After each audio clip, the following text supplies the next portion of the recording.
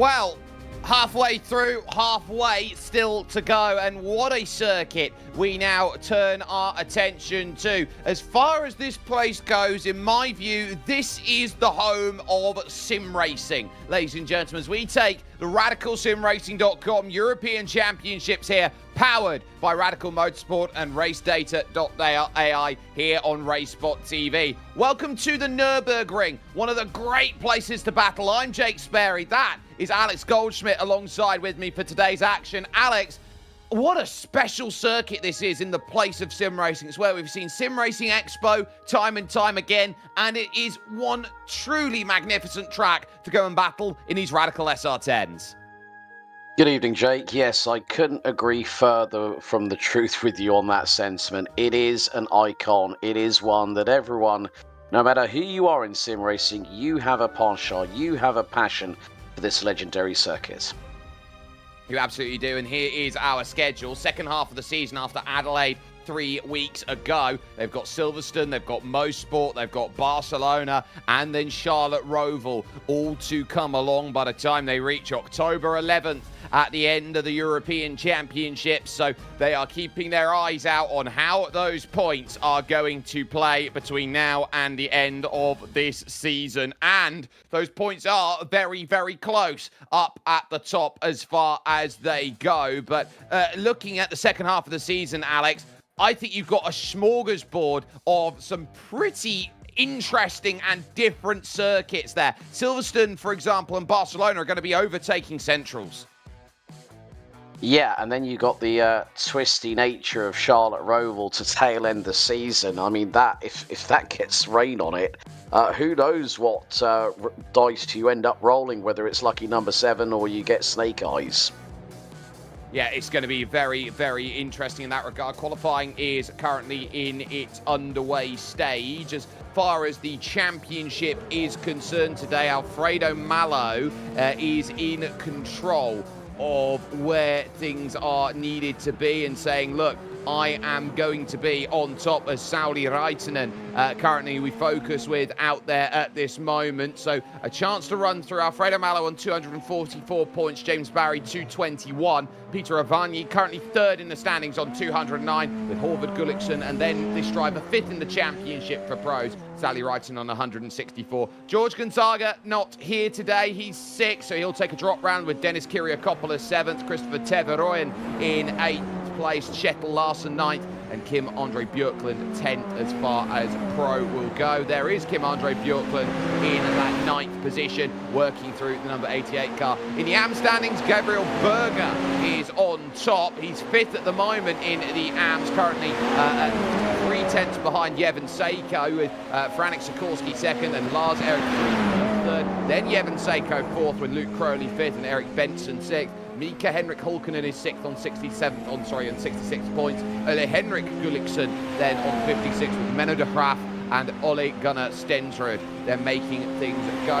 These times they're going to be critical here, Alex, and I think the key to this race is going to be how aggressive do you want to run, because they're looking at how much speed you can take, and we're seeing those times coming in. They've got 4 laps available to them. This is the second of 4 laps as they cross. Yeah, and also the fact is that when you go into race mode here for this particular round of the series, you've got to think about setup, and that's going to be crucial, especially when you consider aerodynamics. The toe, especially going down the far part of the circuit into the chicane before the final right-hander, you could have a big toe round here. You really can, especially when you've got a very fast final chicane. We're not using the Vidal chicanery that is tight and balled up. We're using it as a fast left-right to lead to the Hyundai N corner. Here's Peter Avani down at the Goodyear hairpin, looking to drive the Ugly Frog racing car up through the Schumacher S. Here, this fast left and right, taking at 205 kilometers an hour. Up then to the Xiaomi curve here. It's a 90-degree left-hander. You think you can take a lot more speed than you can in, and if you feel like you haven't taken enough speed through this first part, the second part here, as we take an eye on James Barry as well, the Bilstein curve really does want to chuck you out into that gravel. Yeah, and you've got to be completely committed going through that part of the circuit, and it's got to be hammer down and just gently coax the car through. Don't make any sudden movements, because as you rightly say, it's going to spit you out left, right and sideways. And that is one of the beautiful things about that part of the circuit. You know, your flat chat, if you're in that racing part of the competition, you're going to have to sort of really decide whether it's going to be sense of urgency or a sense of desperation to make the move stick. So that urgency and desperation are going to be in measure as Yevon Seiko, the best, or was the best until Menno de Graaf proves to be the best of the AMs. James Barry crosses the line, 149.5 is still going to be 0.6 off. So that looks like a cool lap for the inner iRacing driver who has raced around in so much amazing racing series out there on iRacing. He now finds himself still in that fourth place, trying to get by Malo Avani and Jake Williams. Gabriel Berger, then, who is leader of the AM Championship, doesn't have to worry today about then losing that championship lead to Franek Sikorsky, but is going to be turning around and saying, right, my qualifying isn't actually that amazing at the moment, down in 14th position. Berger will be turning around and going, what do you mean I need to find an extra half a second? And that is the difference from being P5 in the group and then being up at the sharp end in the top 10, along with Menno de Graaf in the number 59. He's running P9 ahead of the 83 of Sali Raitanen. So it just goes to show how tricky it is to get a lap right here in qualifying here at the Nürburgring. And it is tough because look at the level of how much you have to push. You've got to batter the curbs then over at the Schumacher S, which is tough enough at the best of times. This is a circuit that in a car like this, a track day car, a light car that only weighs about 700 kilograms here, as we watch Horvath Gulliksen in the final 50 seconds with it being a heat qualifying session. They're not going to get the checkered flag and then be able to finish their laps. It's a hard count as they come towards the line. Gulliksen, is there enough to move up from fifth and gain even further? Answer's no. The lap doesn't count, that 48.6. What a shame. It would have been good enough for third if that would have been valid. Friedenlund crossing and James Barry as well on a 48.8 gives him more margin in fourth. Kjetil Larsen up to fifth place then, so does more than enough to get there. Brilliant stuff as the last time will come in from Kim-Andre Björklund. There's not going to be enough time for Ole Gunnar Stensrud to get back over to the line. 49.1 from Kim-Andre Björklund, enough to move up to 8th ahead of Dennis Kyriakopoulos. And that will be how the field will stack as qualifying brings itself to a close here at the Nürburgring. 45-minute heat for a 15-minute feature. All drivers will advance. Alfredo Malo then with control over Peter Avani, with Jake Williams third and James Barry in fourth position. Sali Raitanen, the second of the Ugly Frogs, is then in fifth, and sixth will be Kjetil Larsen. Horvath Gulliksen and Kim-Andre Björklund then will be seventh and eighth, with Dennis Kyriakopoulos in ninth and Menno de Graaf, the best of the AMs for Vicro Racing Team, in 10th. Lars-Erik Friedenlund for SimRacing Norway is 11th, with Yevon Seiko then in 12th place. Luke Crowley and Gabriel Berger make up the top 14, with Ryan Stringer for Scorpio Esports, Ole Henrik Gulliksen there making it 16 within 2 seconds, and Ole Gunnar Stensrud for Team Slow Mo, 3 seconds adrift off the pace in that 17th position. So track temperatures here, evening conditions right now. It's 10 past 8 in sim time, so partly cloudy and cool, which will be quite nice for all of the drivers as they will look to try and drive late on here into the sunset. And really, Alex, a chance for them to say, right, let's go for it.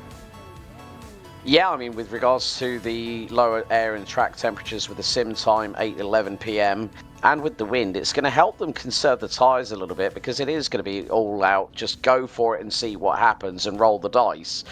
But there is always that air of unpredictability in this circuit.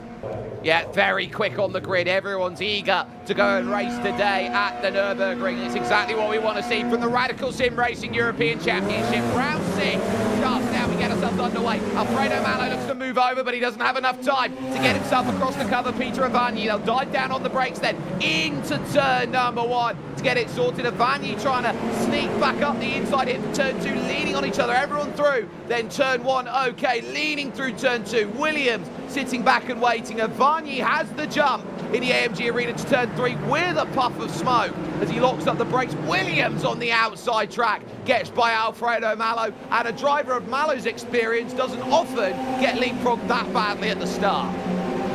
Ryan Stringer in the AM side of things in the number 44 has jumped 4 places, and we've not even hit the halfway point of the opening lap of the race. That is a textbook great start, and just making your way through cleanly without, keeping your nose clean is the words I'm looking for here, Jake. And it is just a case of, as I said, roll the dice. And Stringer has pulled a lucky 7 out of the bag.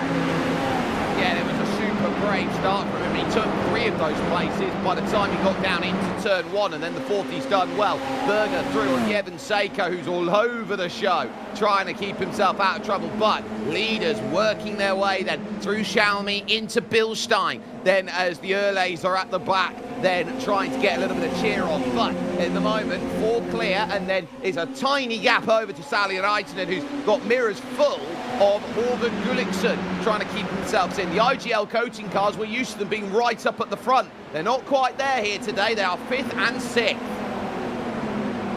Yeah, they've got a little bit of work to do, but sometimes it is just about that toe. We were talking about that, a little bit earlier on here, Jake, that in these SR10s, if you get that slipstream, you can gain a heck of a lot of speed, as we see Lars-Erik Friedland and Luke Crowley battling away for position along with Ryan Stringer. Stringer has dropped down a couple of positions, so he's 13th overall ahead of Gabriel Berger. Stringer gets tagged into turn 1. That's all the work gone in a moment, and that is just by how aggressive drivers are trying to be on the brakes. Gabriel Berger couldn't get it slowed up, and a moment for him there, Alex, that turns the unicorns back to horses. Yeah, it's a real shame, but it's such a tight point to try and make the move up the inside. You've really got to gauge it right and hope it sticks, but unfortunately with Gabriel Berger missing it, and we're going to have a look at the replay, so it's just a case of Stringer between a rock and a hard place on this one, I'm afraid, because Berger's just going to literally go right full send and then bang, here we go, Stringer to the inside at turn 1. And here comes Berger, bang, up into 2 wheels in the air, off he goes.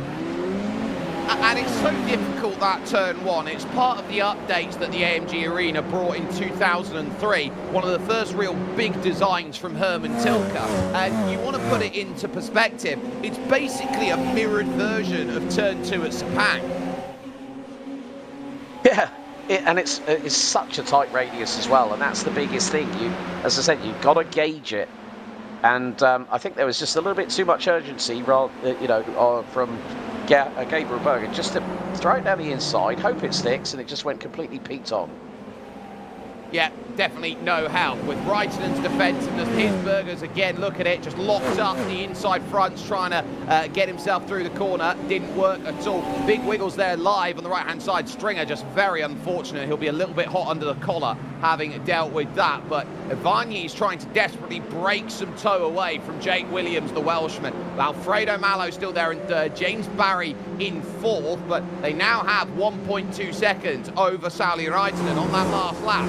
0.7 of a second to the good. So they are really putting the screw on to say, look, we want to be the 4 that get away in this race. They will have to take pit stops. This is Luke Crowley as well into turn 1. Oh, and so easily done, because you actually get a little bit of air as you go down turn 1 and the car's so light. You just have to hope that you still keep 4 contact patches on the floor.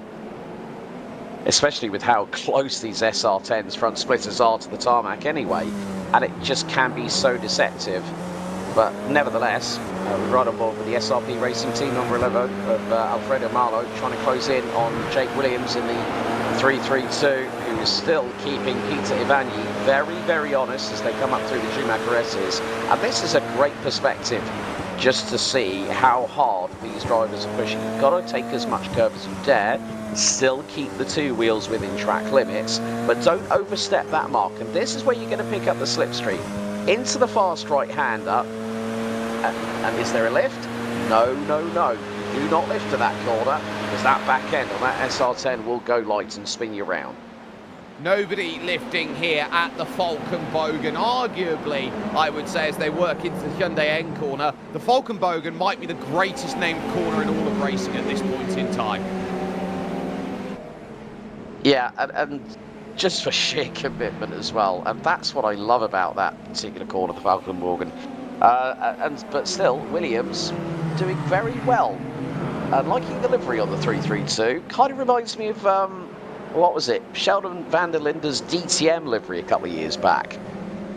Yeah, it definitely has that sort of vibe to it, and I think it looks great, and he's just looking to try and push himself forward with everything that he's got. It's very Scott McLaughlin out there, almost like it's a wonderful DJR Team Penske sort of feel of things at the moment. Kyriakopoulos, bottom of your screen. In 9th place is the Swiss driver, looking at Kim-Andre Björklund, looking at Kjetil Larsen. He's got 3 Norwegians in front of him. He's got to try and get by, and he's not having that much luck in order to unlock and facilitate that pass. So he's going to have to be a little bit braver if he wants to get close enough to go and make that overtake. He's not quite managed it at this point, but still a very long way to go, and opportunities will befall. And also worth talking about this, Menno de Graaf leading here in the Amsterdam Championship as it stands in this race. And then you've got Friedenlund, Lars-Erik Friedenlund in second. So he'll be very, very happy at the fact that he's had a very good get-go to get some good points, as you'll see leaders top and bottom of your screen. Yeah, Ryan Stringer in the number 44, currently 13th overall, 4th in the AM side of things. He's made a bit of a resurgence here after that tangle with Gabriel Berger, and has gapped him by the tune of about 1.1 seconds. So as you said, Ryan Stringer a little bit hot under the collar. I think he's calmed himself down and just decided, right, okay, I've dusted myself off, I've picked myself back up, let's just go to work. Very much so. Friedenlund, 3rd in the championship on 85 points. He will certainly want to take some more, as will Jake Williams down the inside. He's gone in deep though, and Avanyi can just knit one, pearl one. You teach you that in knitting, and there's contact as they work into turn 2. Avanyi has to open the steering up as they go off camber through 2 into 3. Williams from a mile back lunges and goes to get the move. Jake Williams is an in-your-face style of driver. He either makes the move or he gets into your face. Yeah, and brings the elbows out to play as well at the same time. So a good move on Peter Ivanyi. Just gave no caution. Just thought, right, let's go for it. And this is bringing Alfredo Malo. Bit of a wiggle there for Ivanyi, and that is Malo round the outside. It's as simple as you run wide, you miss, I will hit. And when you go off camber down into the Paget Racing curve, when you try and get it sorted down the hill, that is one of the absolute biggest zones ever of drop you can have into a corner. I think only the corners like, say, for example, the Corkscrew have higher amounts of drop and gradient. Yeah, definitely. Good old Laguna Seca. That is just absolute. It's one of those corners that is so fearsome. Everyone goes, right, okay, let's give it a try. And sometimes it works, sometimes it doesn't. So you have to sort of take your chances whilst you can. Absolutely. And this is why I think these drivers are so skilled, because they just take one look at an opportunity and they know that they have to pounce, and they have to try and control these races and control the controllables that these races now look to go and bring. The pack starts to form. Oh, there's a big issue in the back with Stringer and Seiko. Seiko's gone around as we got some side-by-side going through. There they go. There's Yevon Seiko now diving into the pits. And I think he was aiming to get into the pits anyway as he was trying to set his line up, but ultimately Yevon Seiko was idling massively going through the Vidal chicanery, and that's meant he's been run over. Not really what you want to have happen at this early point in the race, even though we've still got 35 minutes to go, but they still have to do those mandatory pit stops. Here's the replay picture-in-picture. I'm not feeling very... I don't like the look of this, and it's going to be out of Falkenbogen, into the Vidal chicane. Oh no, tag from behind, and he ends up doing it, well held. That was very much Jim Carnaressa and Travis Pastrana. Points in the right direction, down pit lane he goes, but with a bit of rear damage to boot. Yeah, that certainly wasn't going to be very helpful, and that has pretty much said, okay, we need to do a little bit more to hold our ground and say, we can't really slow that much along a very committed corner that you see going in the third gear out there in this machinery. So very much a case of hold steady out there. Alfredo Malo won't mind at this stage in time being in second position in this heat, because I think he'll turn around and look at this and go, well, where are my main rivals in James Barry and Peter Avagni? Behind me. Perfect. Take the points. Yeah, it's all just about thinking about the longer game when it comes to this series. You've just got to pick up points wherever you can, and if you can do it at the behest of other people's misfortune, then your quid's in, I'd say. And look at this, Malo is putting pressure on Jake Williams for the overall race lead into turn one, and there's that compression. Very much very much of the same ilk as La Source. There's that little hidden compression area, and you've got to sort of time it right so you graze the front splitter, let the wheels coax their way through, and get the traction on the exit. And with that traction on the exit, you're then looking to try and just drive it back up the hill, because you know immediately it's too short to be a switch transfer. It's too it's too long to be a switch transfer. It's too short to get any sort of real run unless you've got some overlap. So you've got to be very, very switched on for where you need to be entering the AMG arena. Down into the Goodyear hairpin. This used to be the Dunlop hairpin, but unfortunately, the fine people at Goodyear have said we're going to retire the Dunlop brand from racing, which I'm not sure how I feel about that, Alex. I feel the same way as you do, Jake. It's, Dunlop has been an absolute tour de force, and Goodyear saying, yeah, we're going to retire it. Why? It's iconic. It's just like, why bother? Just keep the people, the motorsport fans, and everyone that works in the industry happy. Just leave it alone. If it ain't broke, don't fix it. And that, I think, really does need to be remembered. Everyone looks to try and reinvent the wheel with racing, but ultimately, wheel still works, and Slipstream's certainly working right now on this main straight. A small little brush over. Top 7 all follow the same line, trying to hold themselves in ground. And look at the way that Peter Avagni is now going to try and insert himself into the situation. He definitely wants to be involved. Into the pits, though, comes the AM Championship leader, Gabriel Berger. First stop with just a little under 15 minutes taken. Yeah, just keeping an eye on the lap times between the top 4 at the moment. James Barry in the number 10 insert name iRacing team car, teammate with George Gonzaga. Get well soon, George, by the way.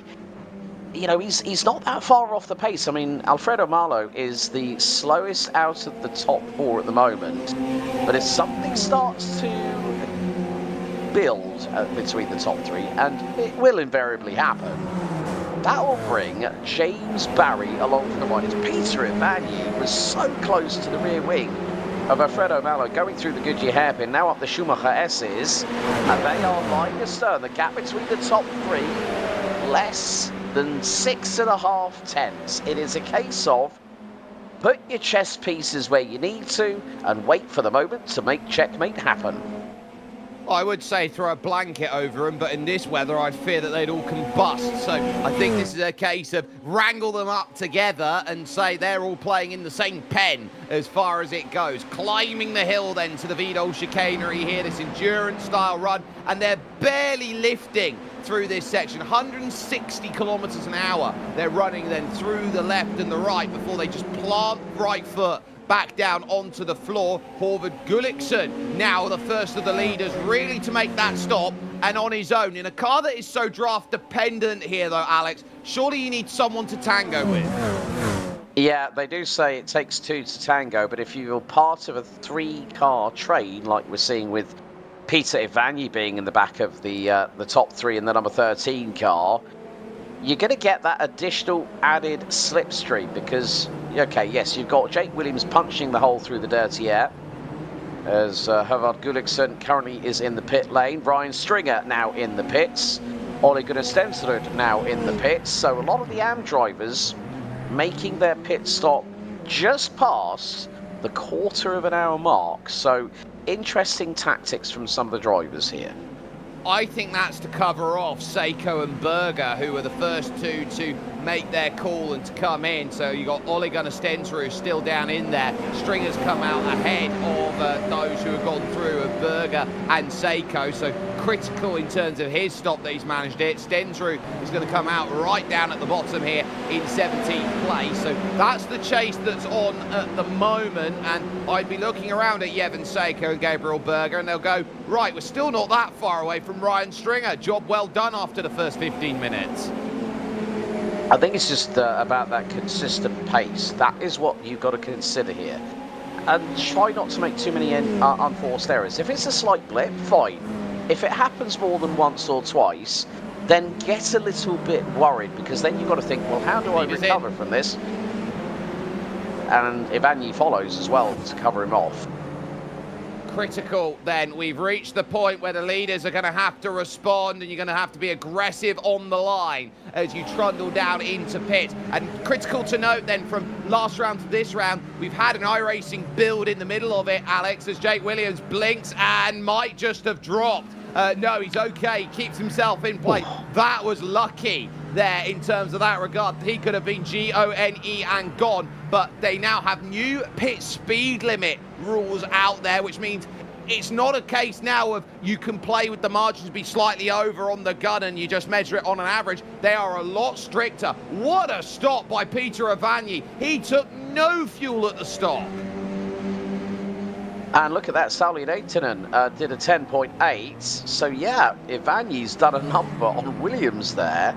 And I think that blinking in the pit lane didn't help the 332. So he's now got to start getting a bit of a wiggle on here, to be honest with you, and try look out the pits. And make up. Oh, yeah. Look out the pits, because Crowley and Friedland are side by side. We're going to be 4 wide in towards turn 1. Surely this ends in tears. And it does, because on the outside it's Gabriel Berger. What a horrible rejoin. Oleg Gullikson's run straight up the side and T-boned him. Racing giveth and it taketh away, unfortunately, Jake. And Gabriel Berger, well, considering what happened between him and Ryan Stringer might be saying, well, that might be a little bit of kismet coming the 25's way. Oh my goodness gracious. Now here comes the look into turn 5. Jevon Seiko down the inside of Lars-Erik Friedland and gets the pass done without an argument. Then as they go by, it was always going to end up like that. The moment that you had 2 exiting the pit side by side, 2 battling side by side into turn 1, none of them having the foresight to go, well, what happens if I back out of it, as Malo and Barry pit? And so does Larson in the 46, so does Kim-Andre Bjorklund in the 88, so the top 4. This is going to give us a real indication. Here's the replay as, 2 coming out of the pits, 2 to the outside, and, well, bang, there we go. It's not just 1, it's a double touch for Gabriel Berger. Ay, that's going to have some bad damage on the right-hand side for Berger, so that could affect the aerodynamics and the top speed. And the issue for Gabriel Berger is he turns in when he decides to choose to, as James Barry comes out of the pits miles ahead of Kjetil Larsen and Kim-Andre Bjorklund. That's not a shock. Alfredo Malo has come out miles ahead of Peter Ivanyi, so he's gone even shorter than him on the stop then and got a big jump. Barry to 3rd, Williams back then in 4th position, and you're seeing big differences then as far as they go, because they are limited in this series to just 37% of a fuel tank then. So that is not that much at all that they've got to deal with. But, you know, Gabriel Berger had to make that choice of when he needed to turn in instead of waiting for everyone else to turn in, which would have avoided the incident. It was his initiation that set up the chain reaction. Yeah, and that's the big thing. It's a case of, you know, sometimes when you are 4 wide, like we were just then, it's sort of like, do I make the choice and go, right, back out of it, discretion being the better part of valor, and live to fight another day, rather than being turned around twice, or hit twice, then probably T-boned on impact number 3, and then finding, how do I get myself out of this hole? Exactly. Jevon Seiko, by the way, has made his 2nd stop of the race, as there is your new race leader, Alfredo Malo, to the tune of 3.9 seconds over over Peter Avanier, with James Barry there in third. Look at that lovely grass as we walk our way over towards then the Vidal chicanery, the Hyundai N corner, then to end the lap. And Alfredo will have to pay the Pied Piper back on his second stop. That much we do know here, Alex, but the key is going to be for Alfredo, how many seconds can he gain in this phase of the race? That all depends on the total pit stop time, because Peter Avanier is really starting to amp up the pressure at the moment, trying to pick up the tempo a little bit here. He's just under 4 seconds behind Malo and is 2.9 seconds nearly ahead of James Barry, who's got Jake Williams closing in. Williams just did a 48.7. So Williams is now trying to make up time after a little bit more of an elongated pit stop than he would have liked on stop number 1 out of 2. And then the big thing is, folks, well, if you miss a pit stop in this race, you get an additional 60 seconds added to your total race time. And if that's one misstep you don't want to make, don't do it at this point. One missed stop is 1 minute, so effectively, if you can try and get this one on a major fuel save and cost yourself 2 minutes, you can, in theory, make it all the way, but there's no guarantees of it, as there is Sally Raitanen in 5th place, still ahead of Morgan Gullikson, still ahead of Sheppel Larson there in 7th place, but critically, watching that gap close up in front between Jake Williams and James Barry as they fight it out at this phase of the race for 3rd overall. Well, Jake Williams on aggregate is taking the best part of just over a 10.5 average on sectors 1 and 2 out of James Barry. So Williams has really got that 332 hooked up, so it's got good, strong speed and good overall capability, and that's what you need around a circuit like here at the Nürburgring Grand Prix circuit. You know, you just need a good balance of everything, and if you find that sweet spot, you're going to be absolutely laughing all the way to the bank. You are in under half a second. James Barry not moving because he doesn't feel he's going to be threatened here in towards turn number 1. Course fades slightly to the right under braking, forces drivers to be challenged, and slightly wider line taken there by James Barry to avoid the main jump and bump, just to take that natural arcing line through the corner that he feels is going to give him the best chance of that ability. Into turn 3. Oh, and really fighting on the edge of grip there is Jake Williams. You can tell he's pushing there because he wanted to turn him more aggressive than he did. Had to open the steering out and just allow the mechanical grip to come back to the tyres. And mechanical grip, as we all know, Jake, is incredibly important. The setup, yes, is a big component of it, but as long as that setup delivers that ultra required mechanical grip, you know, you could have the best setup since sliced bread, and if you haven't got that mechanical grip under you, you're kind of a bit of a sitting duck, so to speak.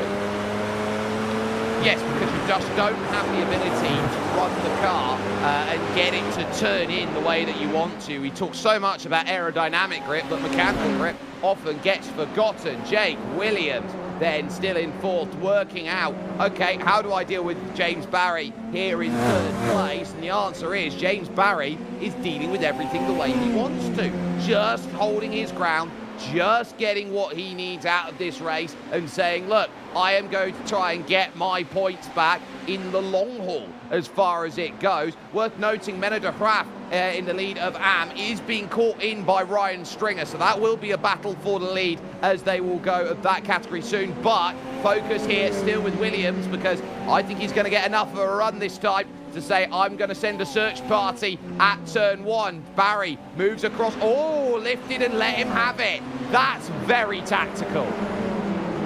Yeah, I mean, James Barry did a sensible thing there, did not want to fight Jake Williams and said, you know what, I've got my own strategy to play with here. I don't need to try and start getting the elbows out with the Stanley knives attached to them. And that just goes to show there is that little bit of discretion just to think, okay, we're in the long haul here. This is not just about one race. It's more about the bigger picture. So James Barry keeps a cool head on calm shoulders. That is where it counts. It very much does. That race on for third on the top of your screen. The battle for the lead in Am on the bottom with Menno de Graaf, the Dutchman, up against Ryan Stringer, the Brit, out there. And I'll tell you what is going to be quite interesting. Ryan Stringer makes no bones about how much he is a Lewis Hamilton fan out there. Menno de Graaf, I'm sure, would be a very big Max Verstappen fan. Yes, two sides of the same coin. And two different drivers that they both respect and idolise. But now, at this point, Ryan Stringer has done, you know, to come back from being tagged into turn one. And as I said, he's dusted himself off. He's got a calm head now. He can focus. He's got Menno de Graaf in his crosshairs. And with just under 3.9 tenths of a second, he is gaining. Even on the short shoots on the circuit here at the Nürburgring. He is closing. Mallow in. Yeah, so Stringer is closing fractionally. And then when we get to the Falkenborgen, if he's got that thing hooked up, watch out for the lunge that could be coming Menno de Graaf's way. So, race about to change as Ryan Stringer closes in, but Alfredo Mallow making his second and final stop out there. It's a long old hold here as he looks to go 7 seconds, 8 seconds, 9 seconds, 10. Keep counting, 11.4 stationary as he drives it off away. 35 seconds lane time, comes out directly behind that battle. And that, I think, is not a blessing. I think that's a curse. Yeah, that's not going to be an easy one for Alfredo Mallow to stomach. But then it depends on everyone in front of him. You know, when you consider he's got another 10 cars that are still got to do their final pit stop out of 2 with just over 18 minutes on the counter before we hit the checkered. And it's about how Mallow decides, okay, what's my plan of attack now? I've spent 11.4 seconds stationary, and that's nearly 35 seconds in the pit lane, but at least the run out of pit lane was quite quick and expedited. So at least he does, if he was behind like Luke Crowley, then he'd be thinking something completely different altogether, and he nearly dives up the inside on Stringer. So he's got to be very careful because the Graaf has got Stringer right on his rear diffuser. Mallow has got to be so careful. He's got to make a split-second decision if it kicks off in front of him.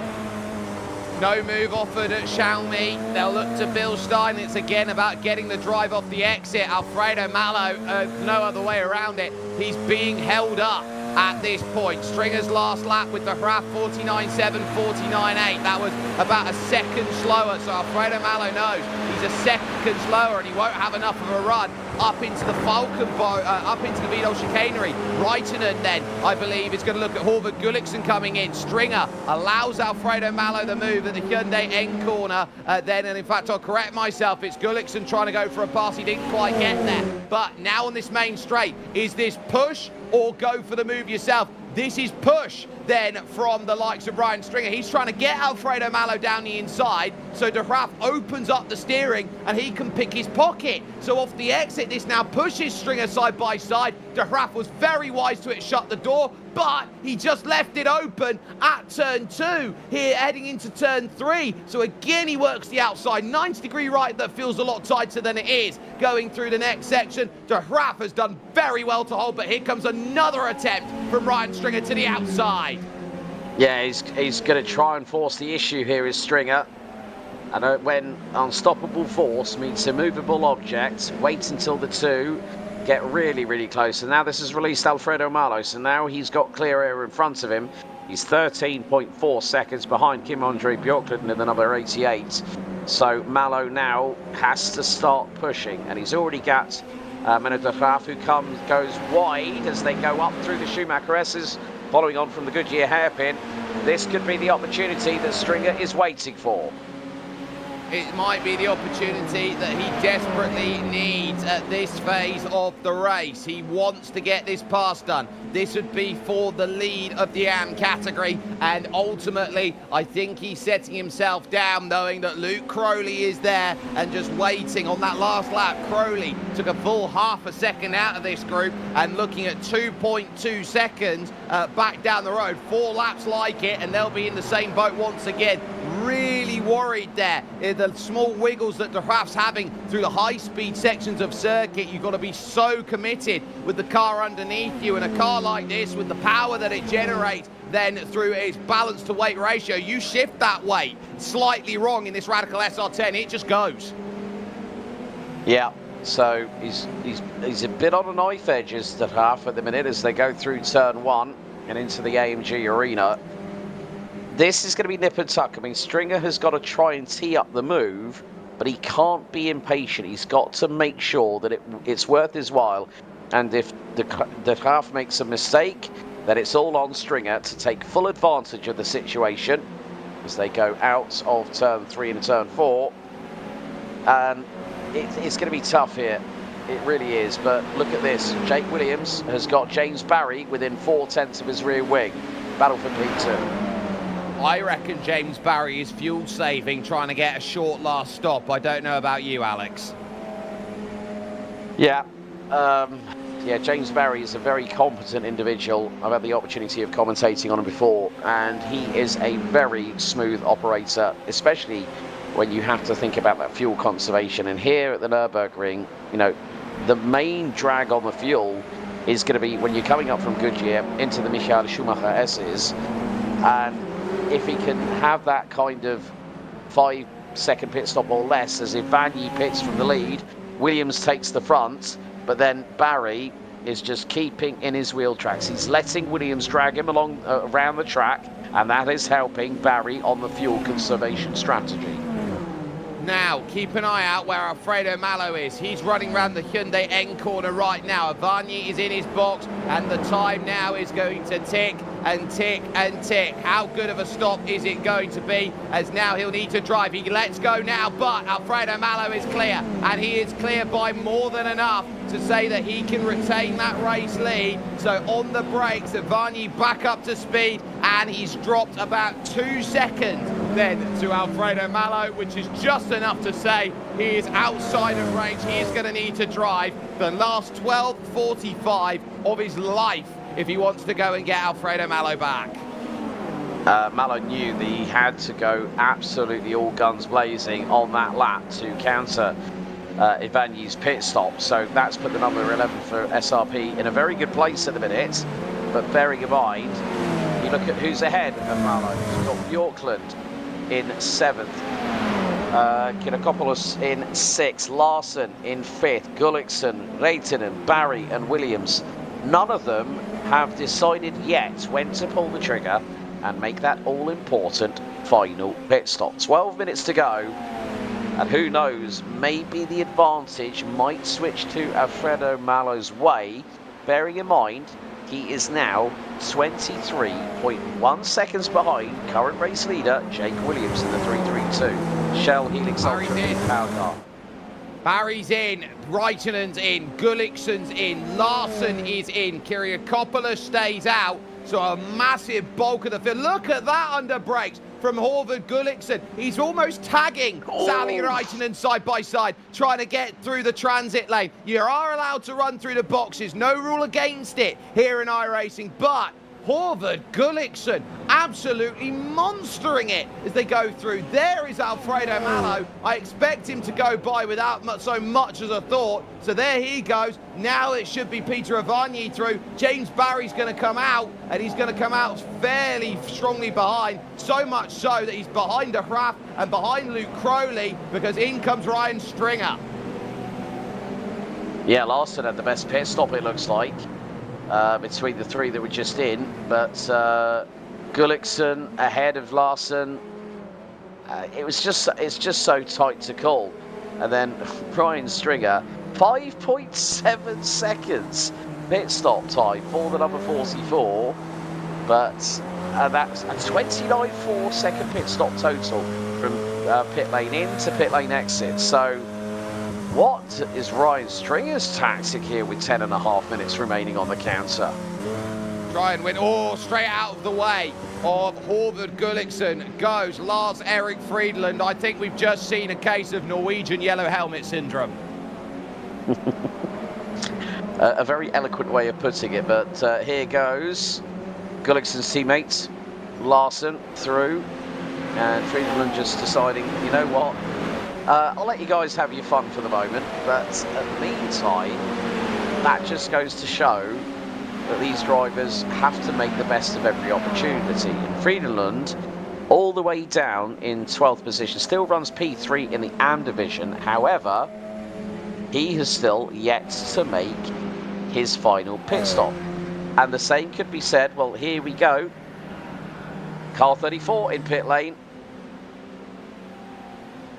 Dennis Kiriakopoulos making that final decision. He's going to want to come out somewhere around Larson if he can at all help it. This will be a short stop in the box. I wouldn't expect many seconds, 5 maybe at most, as De Graaf and Crowley make their stop for AM. Off goes Kiriakopoulos as the leaders then of AM dive down into the pits, which sends Friedland now to the race lead of AM with 1 stop to go. It's going to be a battle of crews. Kiriakopoulos has come out behind the Shettel Larson group, not by a million miles, but I would look at Ryan Stringer. He's coming down the front stretch right now. Menno de Graaf's going to have to get up to speed and up to speed quickly here, as it is going to be a scrap through. But I think Ryan Stringer's a bit too far. I think he might be a day late and $1 short. And Menno de Graaf has taken the race lead back again net, with Stringer second and Crowley third.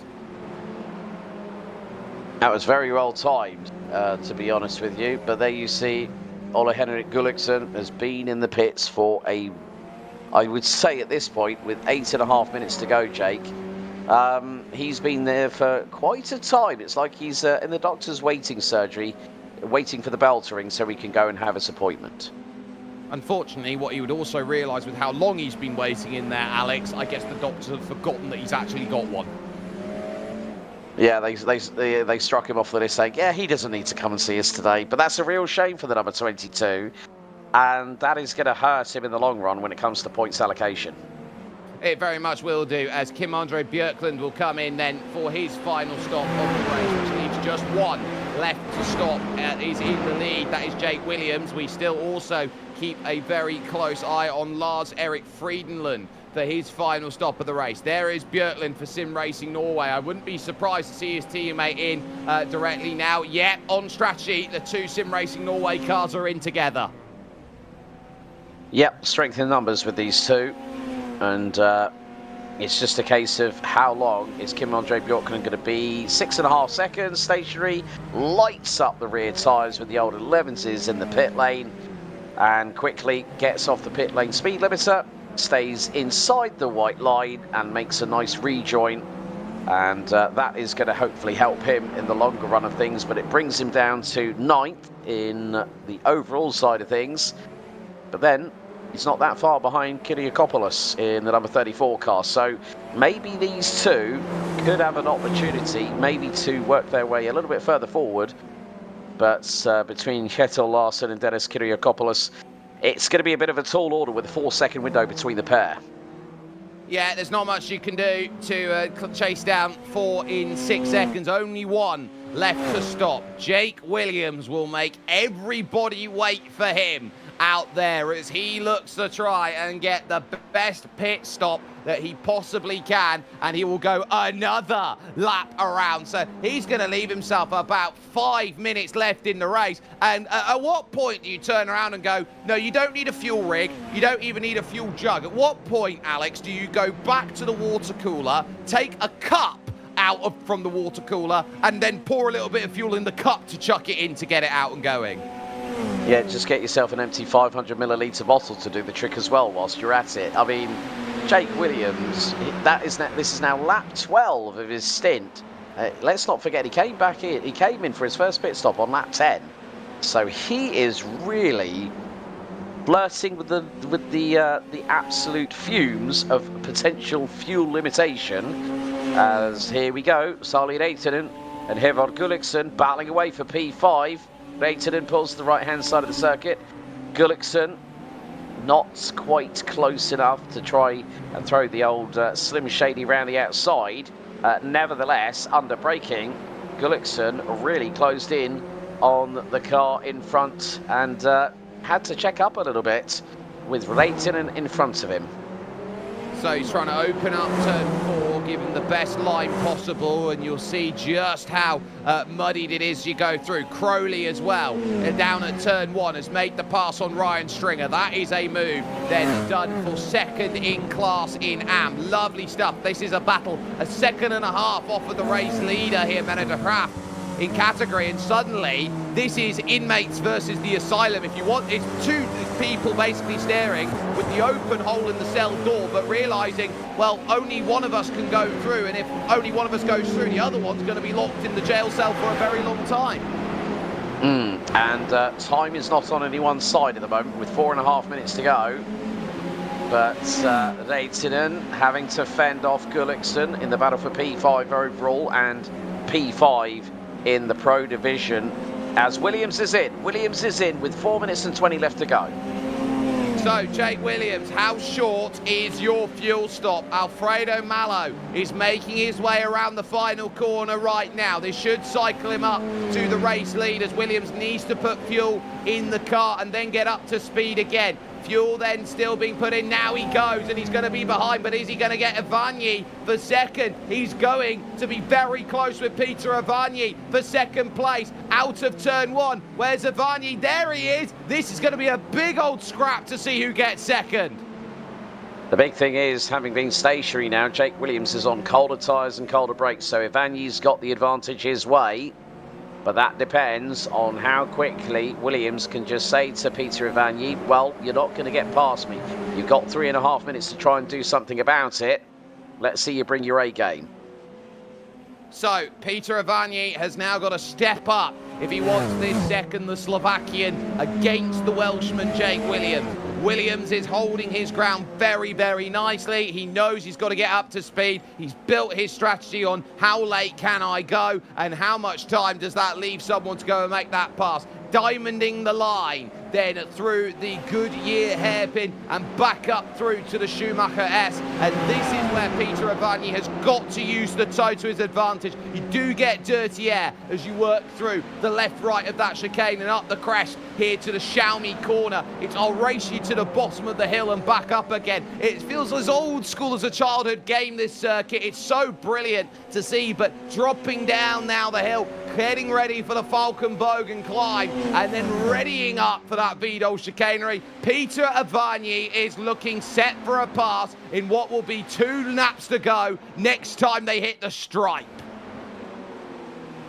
Yeah, so Williams has got to park it on the racing line, give Evagny no chance whatsoever as they come out of the Hyundai N corner. And now it's about how quick that rate of acceleration is in favour of Peter Evagny. He's now on bump drafting. Williams is saying go tight to the wall. Evagny to the outside.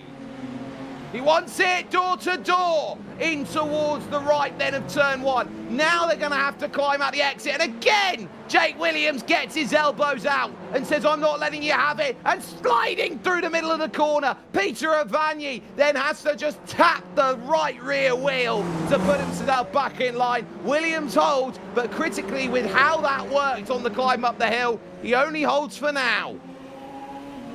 Yeah, and he's got a lot of pressure. There you see the first bit of contact as Evagny to the outside heading into turn 1, but Williams just was absolutely brutal about that. He said, you've got to do better than that to get past me. And now there's a little bit of a gap starting to expand. Hard on the brakes into the Goodyear hairpin, and then it's going to be up the hill. Evagny is going to have the slipstream again as they go through the Schumacher S's. This is going to be close to the wire, but what this is allowing Alfredo Malo to do is to have a lead just before we get onto the white flag lap of an advantage of 4.2 seconds. But Williams still parking it on the racing line. He's got every right to do that. He is the leading vehicle out of this duo, but this tango could be too hot to handle for either of them.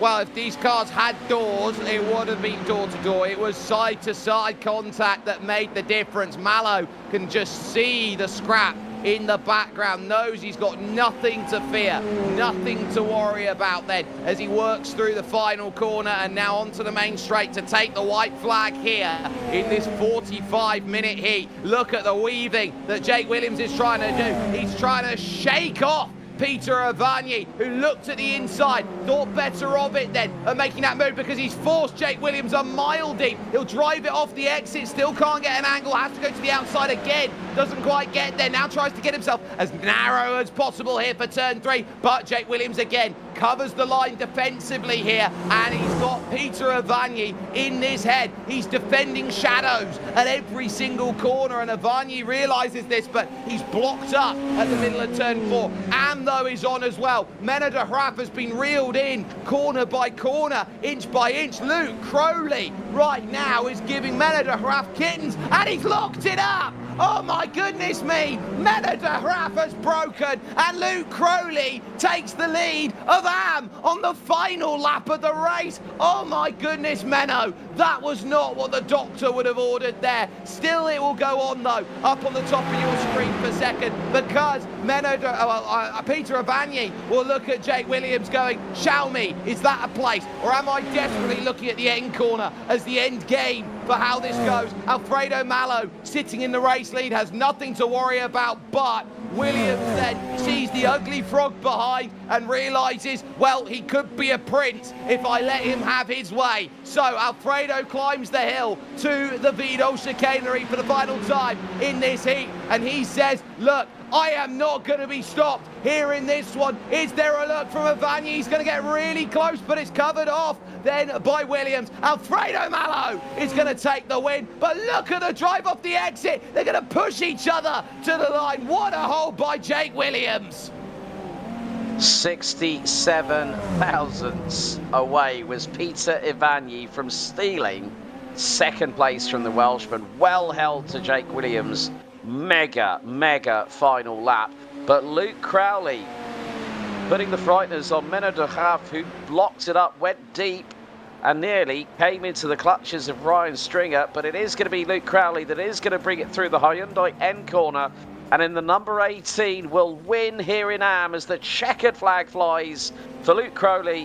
What a job by him, puts the pressure on, and de Graaf simply buckles. Oh, and Ryan Stringer had the perfect view to it as well, as the last few cars will make their way over to the line. We'll wait for Ole Gunnar Stensrud to make that progress. What racing in the Eifel Mountains there, that wonderful castle there that sits on top and looks down from the village to say there is amazing racing that happens here so often. Well, Alfredo Mallo, 5.4 seconds, I don't think writes the story properly there. Jake Williams with some excellent strategy and defence keeps Peter Avagni at bay there in third, with James Barry ending up a lonely fourth place. Sally Raitanen and Horvath Gullikson are fifth and sixth, with Kjetil Larsen in seventh and Dennis Kyriakopoulos just behind the two IGL Coating and Sander Traffic Scholar cars there in eighth. It'll be Kim-Andre Björklund who'd end up ninth. Luke Crowley would be best and with a last lap move there in 10th ahead of Menno de Graaf, and Ryan Stringer had to fight his way back to give himself what he could. Lars-Erik Friedenlund would be fourth in class ahead of the championship leader Gabriel Berger, with Jevon Seiko, Ole Gunnar Stensrud there at 1:14 back, and Ole Henrik Gullikson then the last car at 7 laps down, and your only retiree from that first race. It's Jake Sperry and Alex Goldschmidt bringing you through all of the coverage, but critically now, they've got to gear themselves up from an endurance spec mode at 45 minutes to pit stops here, Alex, to now 15 minutes brawl.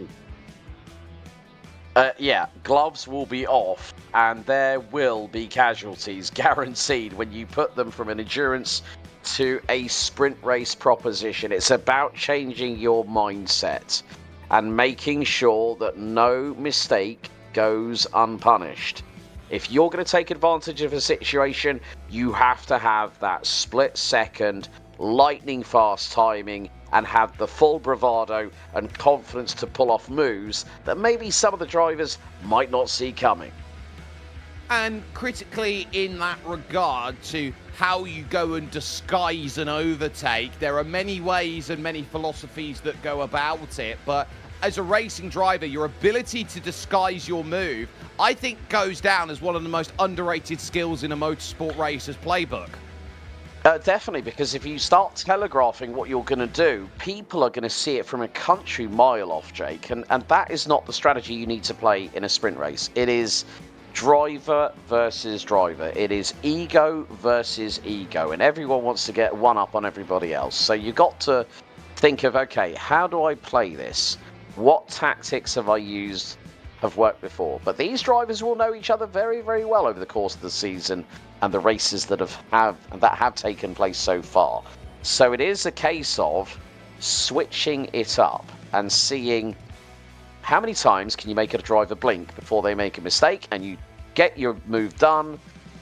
That's going to be the difference between winning and ending up maybe P5. If you don't make those overtakes when you need to, and as I say, have that confidence, you are going to be a potential sitting duck, because in this 15-minute sprint, it's dog eat dog. It very much is, and so it's a case of who is going to be basically saying, I am going to have you on a dinner plate for breakfast. That, I think, is going to be telling. I want to get an eye on the mindset here of Menno de Graaf, as we've got about 2 minutes before we line ourselves up for the 15-minute feature. If you're Menno de Graaf, and you have just thrown away a race victory in your category by locking yourself up at turn 1, what does that do to the psyche? And how on earth do you correct that in such a short space of time? What he's got to do is just concentrate on the here and the now. Forget past tense. What's done is done. You can't change history, but you can definitely make sure whatever future aspects happen, you are in control. If you are in control and you have that self-belief, that self-confidence, say, I know that I can make this happen, and it's the power of positivity, Jake. You can't have any negative thoughts coming into your mind. Yes, it's a short respite, 5 minutes between 45-minute, 2-stop endurance to a 15-minute sprint, all out guns blazing. You've got to change your psyche. You cannot let anything faze you at this point. So, we got a lot more to go, as Alex has unfortunately got a little bit robot mode out there. So that is going to be something where, look, it's going to be very, very difficult now here, the final stages of warm-up, as they will now look to try and assess their mind and go, okay, 15 minutes, all the marbles. How is this going to line itself up? This is going to be where you need a lot of magic to put itself into play if you are not able to get what you needed from the first races to go and climb up. Critically, with those in the pro spec, only drivers who are able to move up places were able to move up one position. Jake Williams gained 1 spot. You look at Håvard Gulliksen, gained 1 spot. Dennis Kiriakopoulos, 1 spot.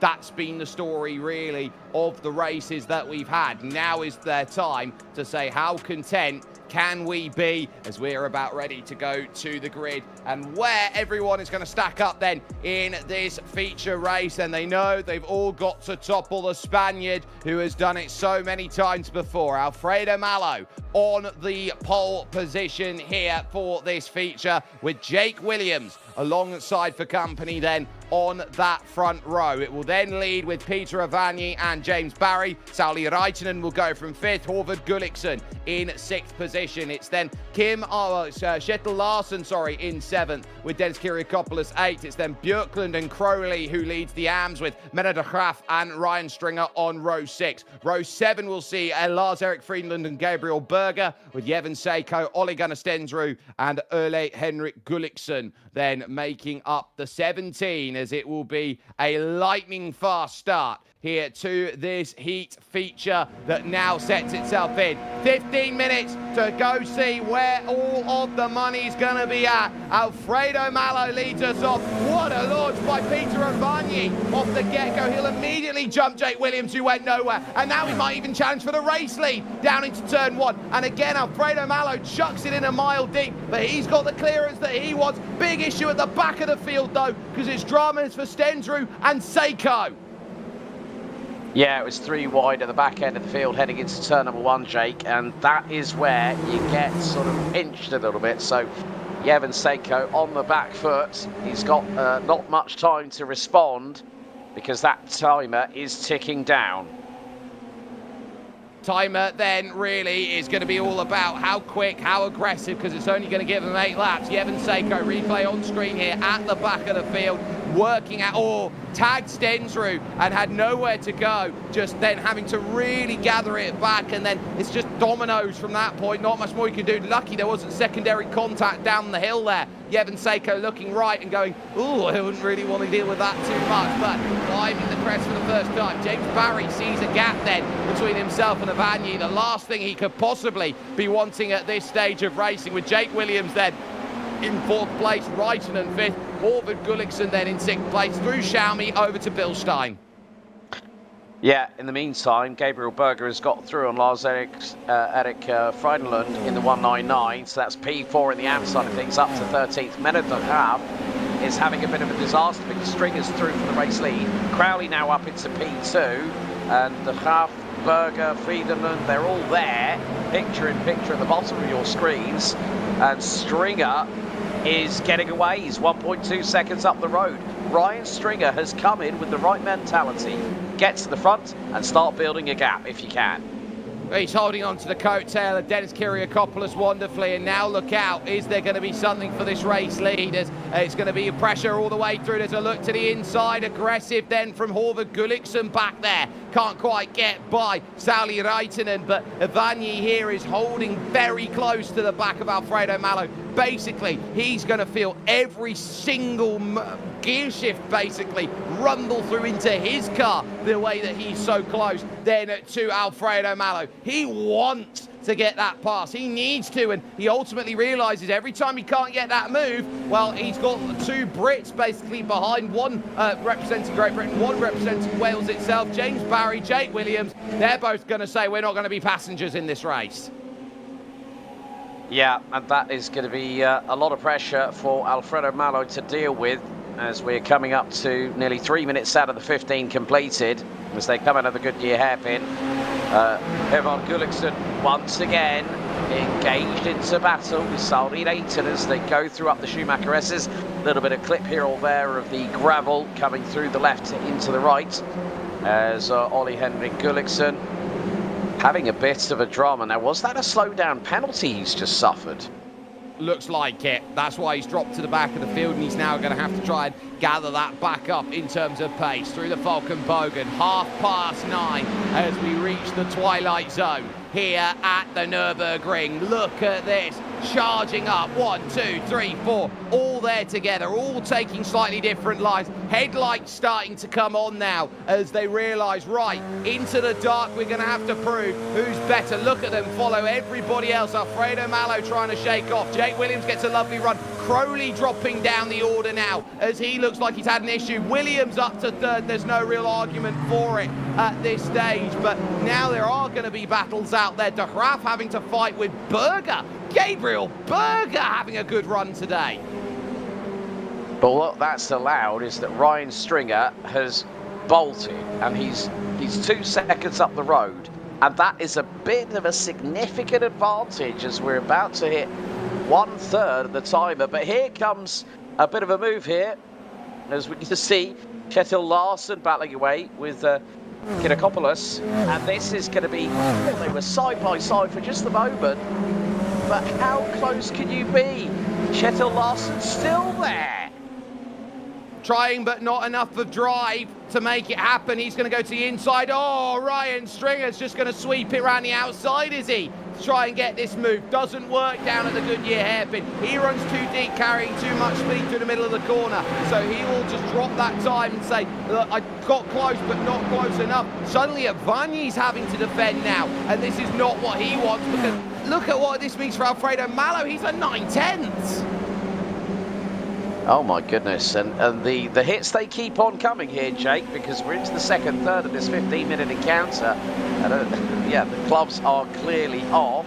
Horvath Gulliksen losing out to Kim Andre Bjorklund from SimRacing Norway, and look at this, Peter Avagny's got big pressure from behind, because he's got the Welshman, Jake Williams, in the 332 right on his gearbox. James Barry is not that far away from it, but it's allowing Alfredo Malo to clear off to a 9.5 of a second advantage. Reitenen's about 1 second behind Barry, But look at this, Williams, look to the right, goes to the left, and tries to put the frightness on Ivanyi. And Ivanyi's not one to take that lightly. He will say, well, you said to me in the previous race, I'm not going to let you pass. Let me repay the favour here in the sprint race for 15 minutes. I'll show you what tricks I have in the magician's hat.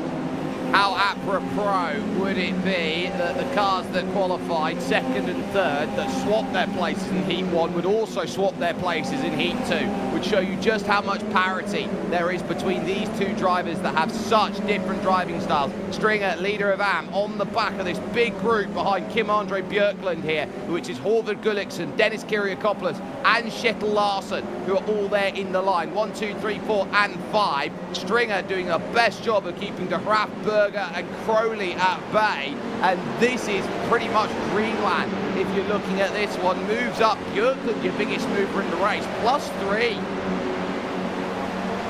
Yeah, and Crowley's got to start getting back on level terms with those in front, especially when he's now 0.6 of a second behind Gabriel Berger, who's up 2 spots from 14th overall, 5th in class, now to P3, and he's challenging Menno de Graaf in the number 59 for second position. Through the Falkenbogen they go, down in the bottom picture on your screens. Oh, Berger nearly got it round the outside, and Menno de Graaf just went, right, thou shalt not pass here.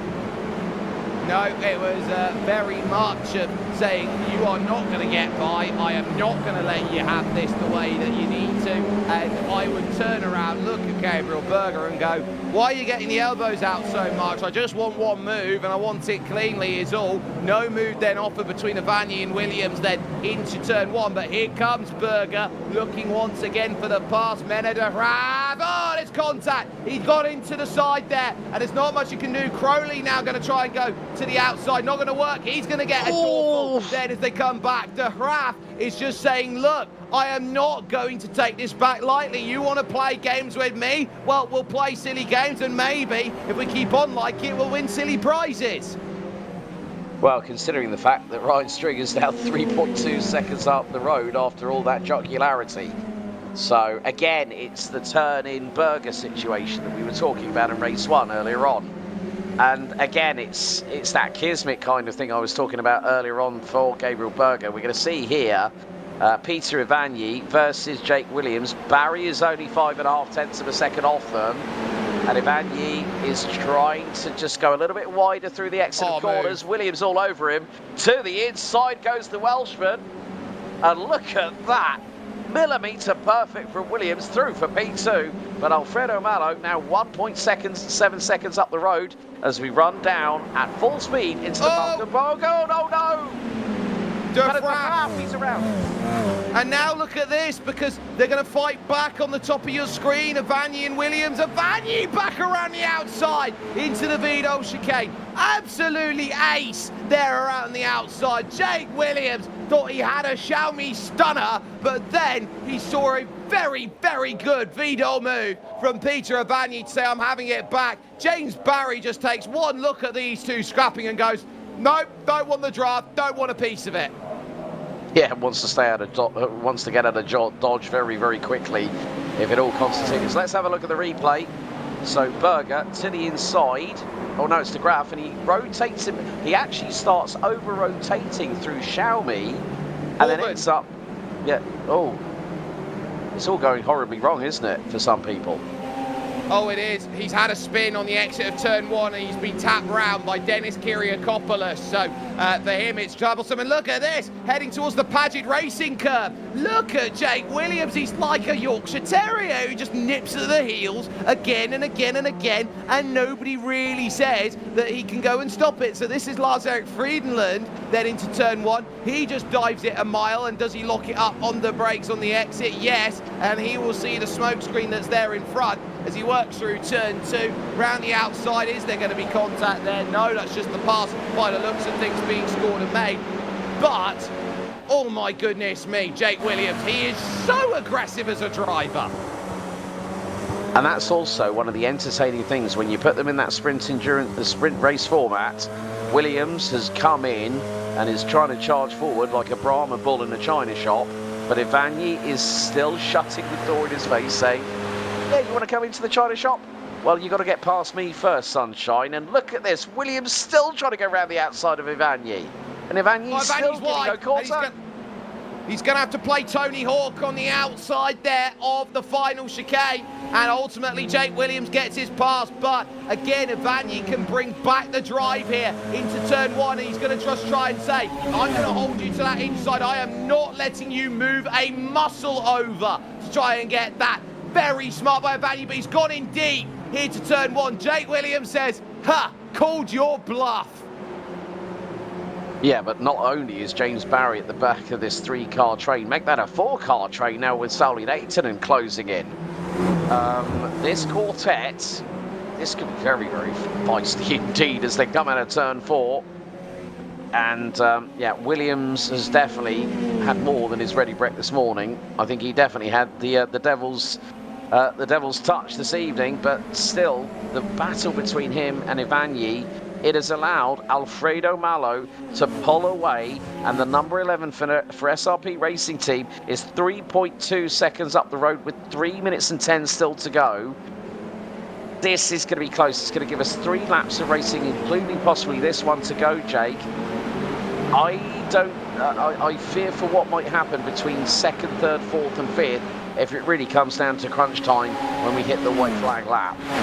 Well, how much do you want it is the key. Gullickson back through then on Luke Crowley, and Crowley's going to use this as a way to get back to Ryan Stringer for Scorpio Esports if he can. Horvath realising that, okay, I might not be able to gain anything out of it, but at least I've got to drive to the best tune of my abilities here. Peter Ivany realising he is going to close this back down again. He's got to give Jake Williams something to fight, well, something to think about here into the dark as we race with 2:20 left on the clock, 2 laps to go. I tell you what, this is going to be spicier than basically a Spice Girls concert, which is fronted with supporting act Ice Spice.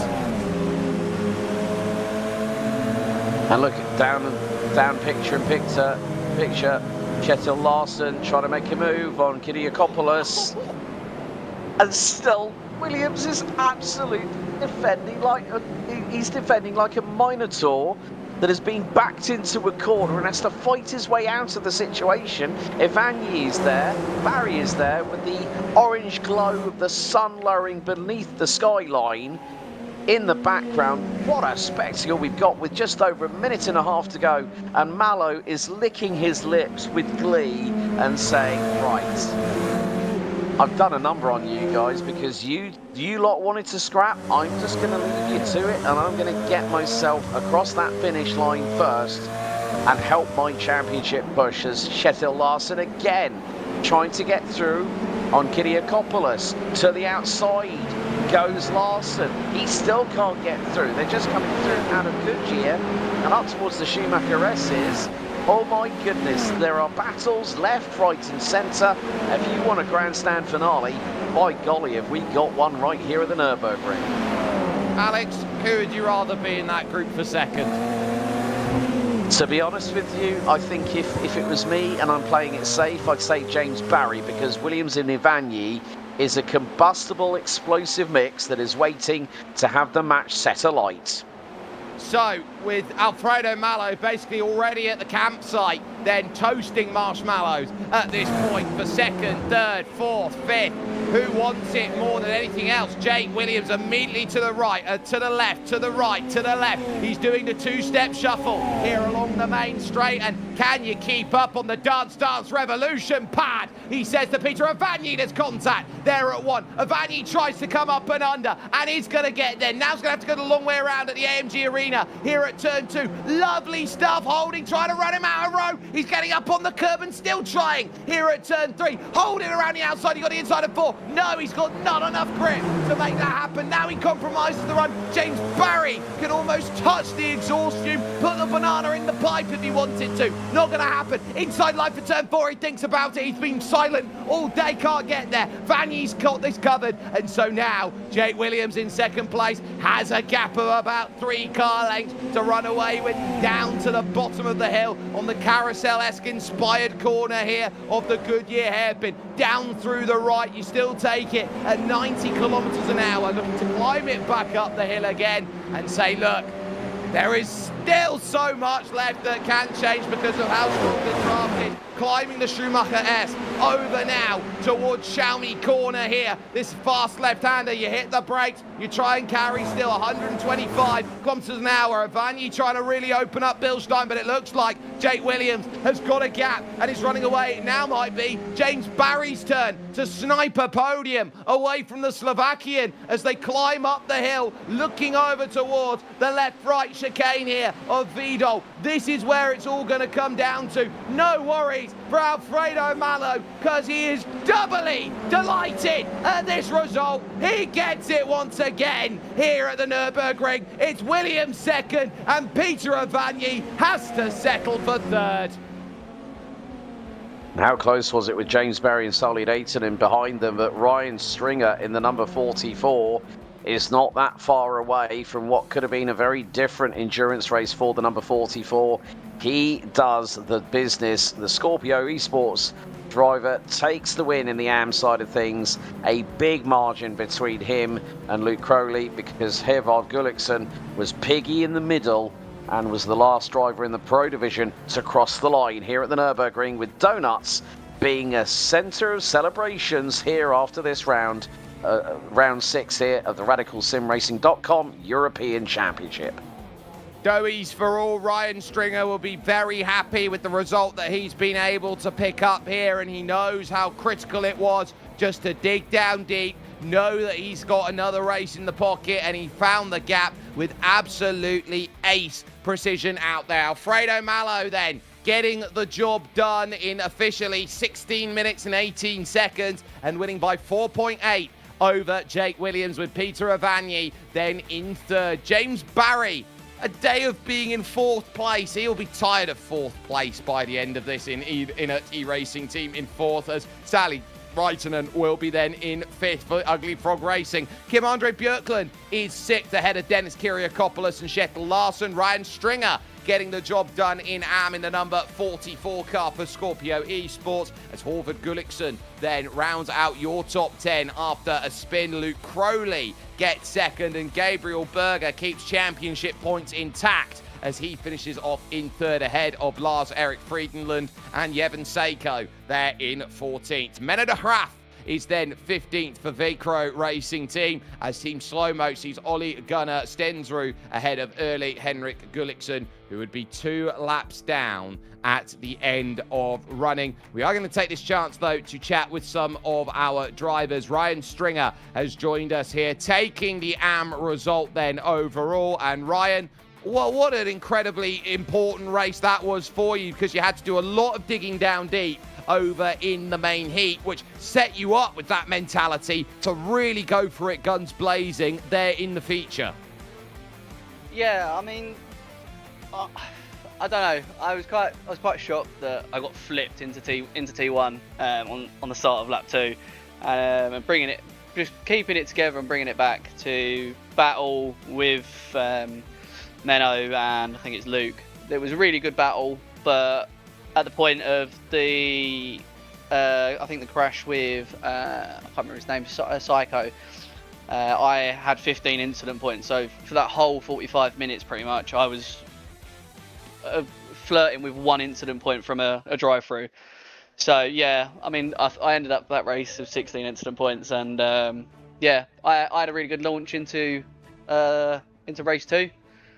Yeah, I just stuck with the pro boys, with Dennis and Kachil. It was really good, trying to just keep with them, pulling the gap. But yeah, it was a stressful race after doing a 24-hour, so now we'll chill. Oh, I don't blame you after doing a 24-hour race, just how difficult it is to jump through. So talk us through then with you and Scorpio Esports then, just how much you are jumping about in terms of sim racing, how much work you're having to do, be it not only that, but real world side say as well. Yeah, I've been jumping here, there, and everywhere with every car. I mean, I missed Friday's broadcast split because I was out, and I had no practice until I got into the session today, and the first lap was a 51, and I was like, oh great, I'm well off the pace. But yeah, went into the race, and yeah, it was a totally different story. But yeah, the Scorpio boys doing really well. I mean, I don't know the results off of today's from GB4, but they were racing at Silverstone, and I think we had a P8 this morning, so not bad. But yeah, it's a good group to be working with. Very much so. Now, let's say you've got a little bit of time to get yourself up to speed with round 7 of the championship. That will be at Silverstone on July 26th. So how are you feeling about a circuit that you should know as a British driver like the back of your hand? Well, the last time we went to Silverstone in the official, I was having a really good battle, and then sort of just got left for dust in the pack. So hopefully when it comes to this the European qualifiers, I'll be with the pro group and just keep pushing.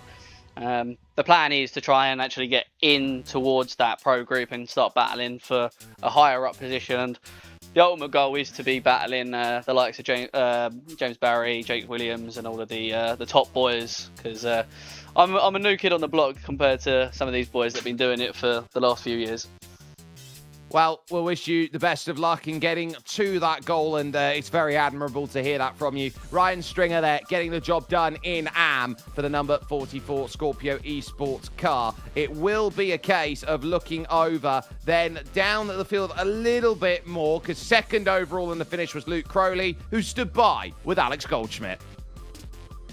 Luke, it's been a bit of a topsy-turvy one here at the Nürburgring, but still to round out the feature race, the sprint race, second position. It's not a bad place to be.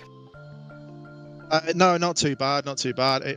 I could have, if I hadn't made a mistake, I would have been able to battle around a bit more, to be honest. I ended up getting a slowdown through the Schumacher S's, which really put me on the back foot, so I was just playing catch-up from that point on.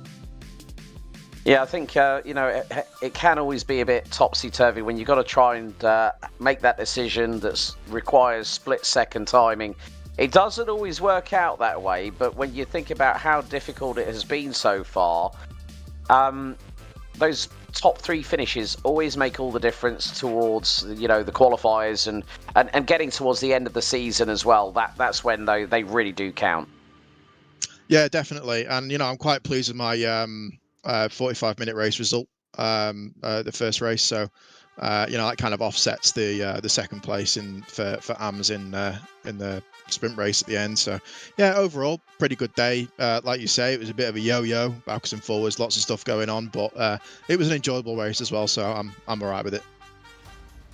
Next up on July the 26th, we head to home turf for another driver like yourself and Ryan Stringer. It's going to be an interesting one, but that track is another icon that we got on the calendar this season. Yeah, it is. Silverstone's going to be a great race. I always love driving at Silverstone. I think it's a brilliant track. So, yeah, really looking forward to that one. Well, congratulations on second tonight, Luke, and we'll see you for round 7 at Silverstone, July 26th. Well done tonight. All right, thanks very much. Thanks for having me.